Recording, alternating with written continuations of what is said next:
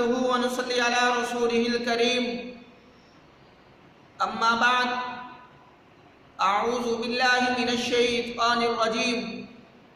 بسم الله الرحمن الرحيم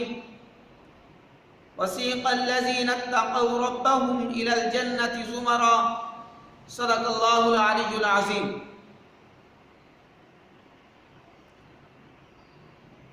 آج ہماری گفتگو کا موضوع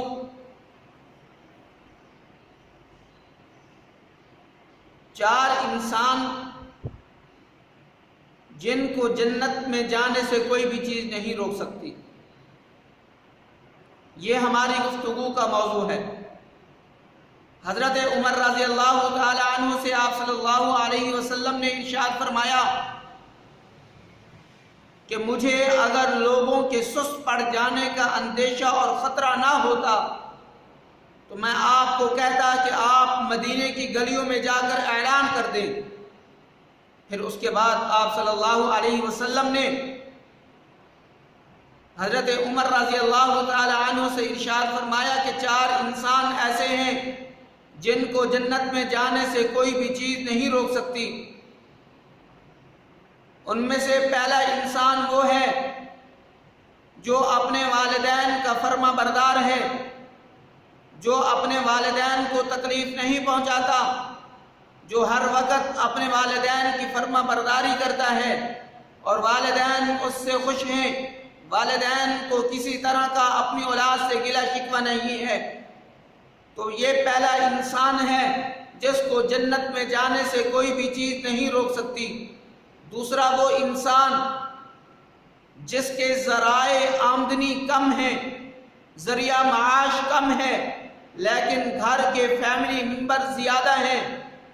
خود بھی اپنے آپ کو حرام کے لقمے سے محفوظ رکھتا ہے،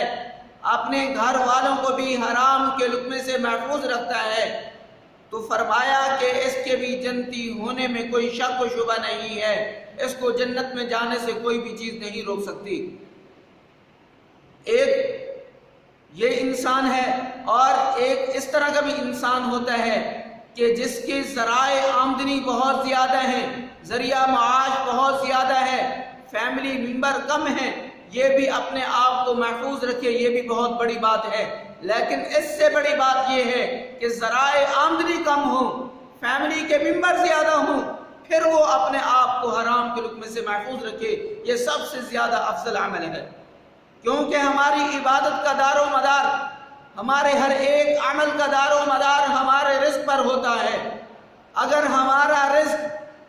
حلال کا ہے، ہمارا کھانا پینا حلال کا ہے، یہاں تک کہ ہمارا لباس پہننا حلال کا ہے، تو ہماری عبادت اور ہمارا کوئی بھی نیک عمل قابل قبول ہونے میں کوئی شک و شبہ نہیں ہے۔ ایک صحابی ہیں، وہ صبح کی نماز جلدی پڑھ کے فوراً چلے جاتے ہیں۔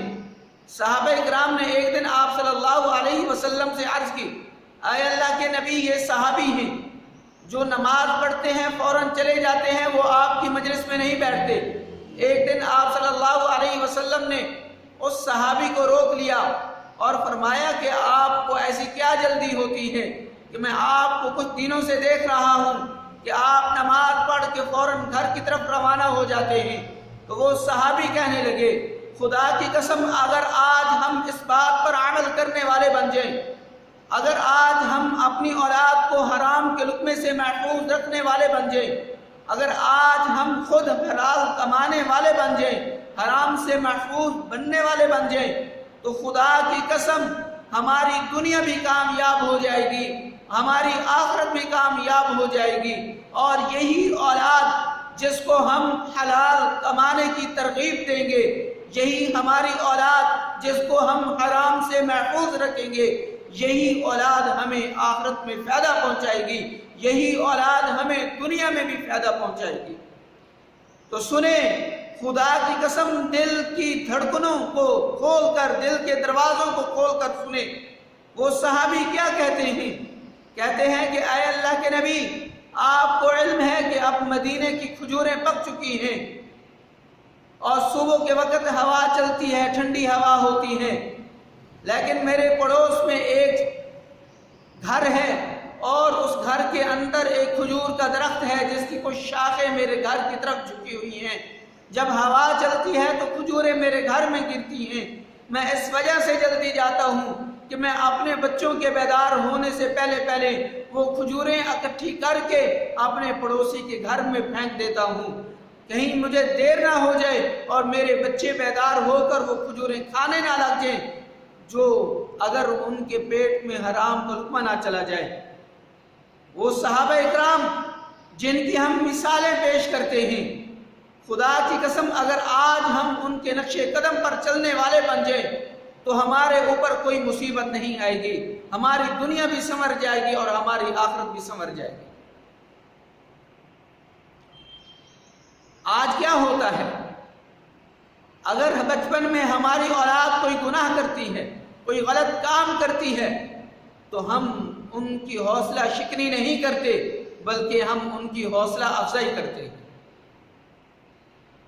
میرا بھائی، اگر بچپن میں ہی اگر ہم اپنی اولاد کی غلط کاموں کی حوصلہ افزائی کریں گے تو وہی اولاد بڑے ہو کر چور، ڈاکو اور بڑے گناہوں میں ملوث ہو جائے گی، اس وقت پچھتانے کے علاوہ اور کچھ بھی نہیں ہوگا۔ اگر ہم چاہتے ہیں کہ ہماری اولاد غلط کاموں سے نفرت کرے، اگر ہم چاہتے ہیں کہ ہماری اولاد اپنے آپ کو گناہوں سے محفوظ رکھے، تو پھر ایک کام کرنا پڑے گا۔ اگر ہم وہ ایک کام کرنے والے بن جائیں تو ہماری اولاد کبھی بھی گناہ کے راستے پر نہیں چلے گی۔ وہ ایک کام یہ ہے کہ اگر ہماری اولاد بچپن کی حالت میں اگر گناہ کرتی ہے تو بچپن میں ہی ان کو گناہ سے نفرت دلائی جائے، بچپن میں ہی ان کی حوصلہ شکنی کی جائے، ان کے اندر ایک احساس پیدا کیا جائے کہ اس کو احساس ہو کہ اگر میں غلط کام کروں گا تو میرے ماں باپ مجھے اس پر سزا دیں گے، تو پھر وہ بچپن میں ہی وہ گناہوں سے نفرت کرنے والا بن جائے گا۔ تیسرا وہ انسان ہے جس کو جنت میں جانے سے کوئی بھی چیز نہیں روک سکتی،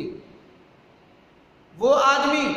جو اپنے گناہوں سے اس طرح معافی مانگتا ہے، وہ اس طرح توبہ کرتا ہے کہ دوبارہ وہ اس گناہ کی طرف مائل نہیں ہوتا۔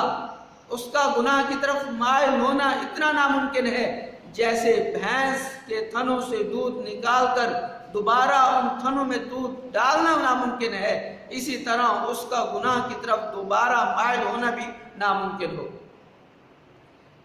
چوتھی وہ عورت جس کو جنت میں جانے سے کوئی بھی چیز نہیں روک سکتی، وہ عورت اس حال میں مرے کہ اس کا خاوند ہر لحاظ سے اس سے خوش ہو۔ یہ چار انسان ایسے ہیں کہ ان کو جنت میں جانے سے کوئی بھی چیز نہیں روک سکتی۔ تقویٰ کیا ہے؟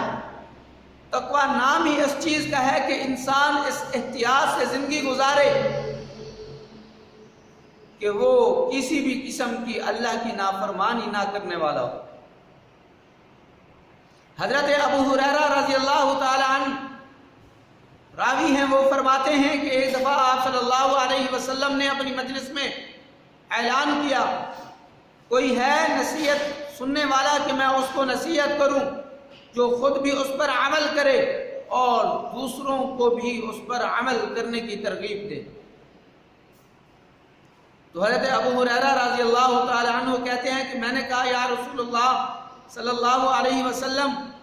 میں وہ نصیحت سنوں گا، خود بھی عمل کروں گا اور دوسروں کو بھی عمل کرنے کی ترغیب دوں گا۔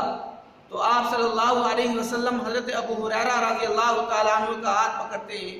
کہتے ہیں کہ اپنے آپ کو گناہوں سے محفوظ رکھنا، اپنے آپ کو گناہوں سے محفوظ رکھنا،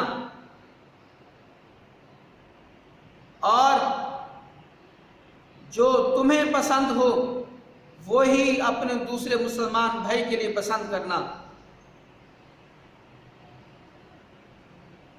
یہ نصیحت کی آپ صلی اللہ علیہ وسلم نے حضرت ابو ہریرہ رضی اللہ تعالی عنہ کو۔ اگر آج ہم اپنے آپ کو گناہوں سے محفوظ رکھنے والے بن جائیں، اگر آج ہم وہی اپنے لیے جو پسند کرتے ہیں اگر ہم اپنے دوسرے مسلمانوں کے لیے پسند کریں، یہ بہت بڑی بات ہے۔ دعا ہے کہ اللہ ہم سب کو صحیح معنی میں اس پر عمل کرنے کی توفیق عطا فرمائے. وما علینا الا البلاغ.